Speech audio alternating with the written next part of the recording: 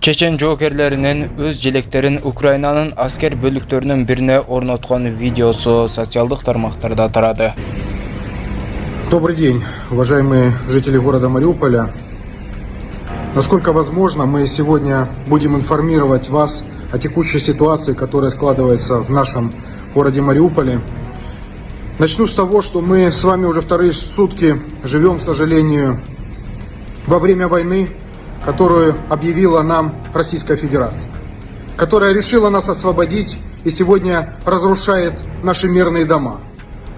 Вчера в результате артобстрела российской артиллерии были уничтожены жилые дома на Левобережье. Соответственно, есть и раненые среди мирного населения. Горела вчера 48-я школа. И сегодня мы, к сожалению, готовы констатировать такой печальный факт, что количество раненых с каждым днем растет. Сегодня число их достигло уже, к сожалению, 58 человек. Вся необходимая медицинская помощь сегодня оказывается нашими профильными лечебными учреждениями. Сегодня наши врачи профессионально оказывают медицинскую помощь. К сожалению, есть тяжелые, есть и средней тяжести. Но их сегодня жизни ничего не угрожает. Мы надеемся, что эта страшная война остановится и количество жертв среди мирного населения также не будет расти. Нам этого точно хочется. Мы не объявляли никому войны, и мы не вторгались ни на чью территорию. Но мы видим сегодня, что, к сожалению, продолжается война. И буквально 10 минут назад совершен был страшный обстрел нашего прилегающего поселка к нашему прекрасному городу, поселка Сартаны. Мы еще не знаем количество разрушений, количество жертв, потому что не прекращается огонь.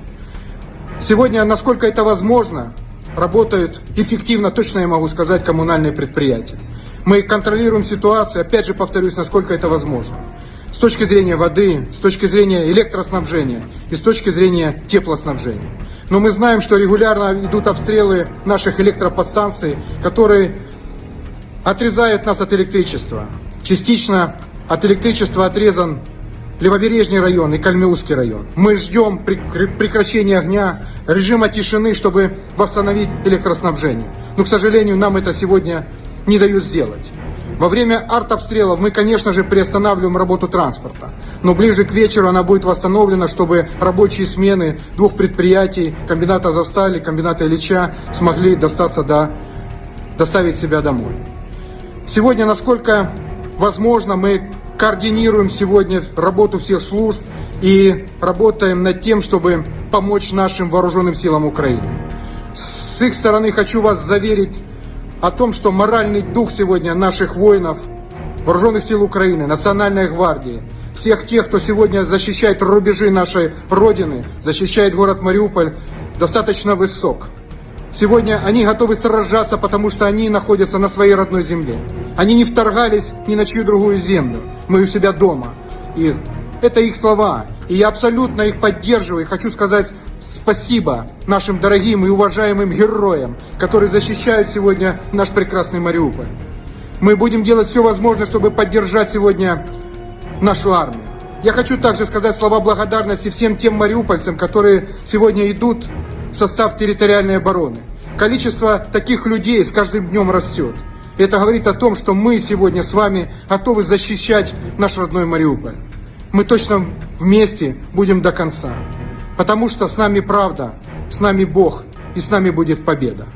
Я также хочу сказать, что мы сегодня делаем все возможное, чтобы обеспечить провизией наш город Мариуполь. Сегодня мы стараемся, насколько это возможно, вместе с нашей национальной полицией ввести в город зерно, чтобы смолоть муку и произвести хлеб. Насколько это возможно, мы сегодня думаем и работаем над тем, как завести сегодня продуктовые наборы. Ситуация действительно сложная. Самое сегодня главное, насколько это возможно, сохранять спокойствие. И в случае, когда мы с вами слышим сирену, спускаться в подвальные помещения. Потому что, к сожалению, враг не останавливается перед жилым домом, не останавливается перед школой. Он стреляет по жилым массивам и нашим домам, сея среди нас панику. Поэтому самое главное сегодня, насколько это возможно, не поддаваться этой панике. Понимая то, что мы должны с вами обеспечить жизнь и себя в первую очередь, и, конечно же, наших родных и близких. Еще раз хочу сказать, с нашей стороны точно правда.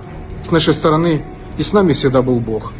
И мы точно победим. Смотрите, первое, сейчас выключат все светофоры, военные летают очень быстро, чтобы не было аварий.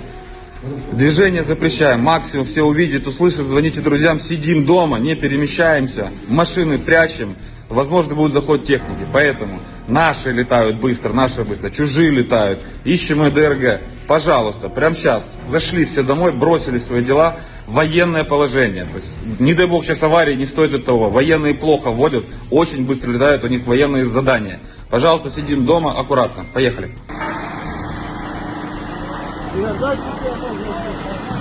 Эту страну не победить точно. Сука.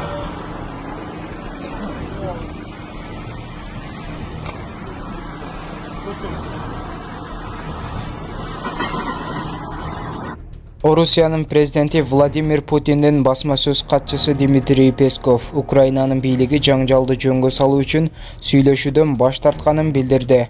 Бул тууралуу орусиялык Эхо Москва басылмасына таянуу менен Азаттыктын орус кызматы жазды. Песков сүйлөшүү болбогондуктан Москва Украинанын аймагында аскердик операциясын улантып жатканын маалымдады. Расмий Киев Кремлдин бул билдирүүсүнө комментарий бере элек. Украинанын президенти Владимир Зеленский 25 февралдагы видео кайрылуусунда Орусиянын өз өлкөсүнө басып киришин Европага карата согуш деп атап, Владимир Путин менен сүйлөшүү баштоону сунуштаган. Путин диалогту Беларустун борбору Минск шаарында уюштурууну демилгелеген. Киев болсо сүйлөшүүнү Венгрияда же Израилде өткөрүүнү талап кылган. 26 февралда Зеленскийдин басма сөз катчысы Сергей Никифоров журналисттерге Орусия менен ыктымал сүйлөшүүлөрдө эле кеңешилип жатканын билдирди. Айрым маалыматтар боюнча Украин тарапты орус бийлиги койгон талаптар канааттандырган эмес. Орусия 24 февралда Украинага чабуул жасап, басып кирди. 3 күндөн бери орус армиясы Украинанын бардык аймактарында аткылоосун жана бомбалоосун улантууда. Эң чоң чабуулдар Киевде жасалды. Украинанын саламаттыкты сактоо министри Виктор Ляшко Фейсбуктагы баракчасына Орусиянын аскердик кол салуусунан 198 украиналык каза болгонун, алардын 3-өө бала экенин жазды. Ага чейин Украин бийлиги 137 аскери курман болгонун маалымдаган. Орусия өлгөн же жаракатталган аскерлери тууралуу эч кандай маалымат бере элек. Какие пацанов жалко? Ты сейчас охуеешь. Ты шо за... Конечно, жалко. Представь, Вот сейчас увидишь, как открытые глаза я подходил. А вот в Урале вот это полная будка. Пацаны. Податься рехот, пацаны.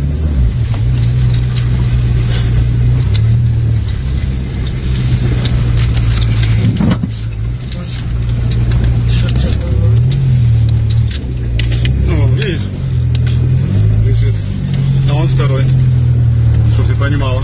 Смотри.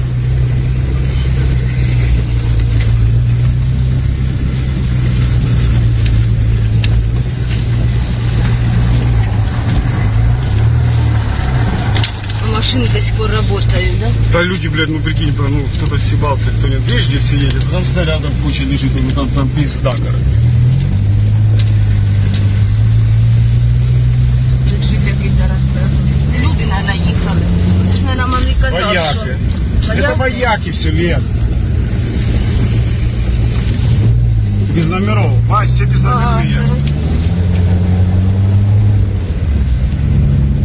Вон 2 пулемета, бери себе, блядь, и стреляй нахуй. Я ебал, я нихуя не хочу.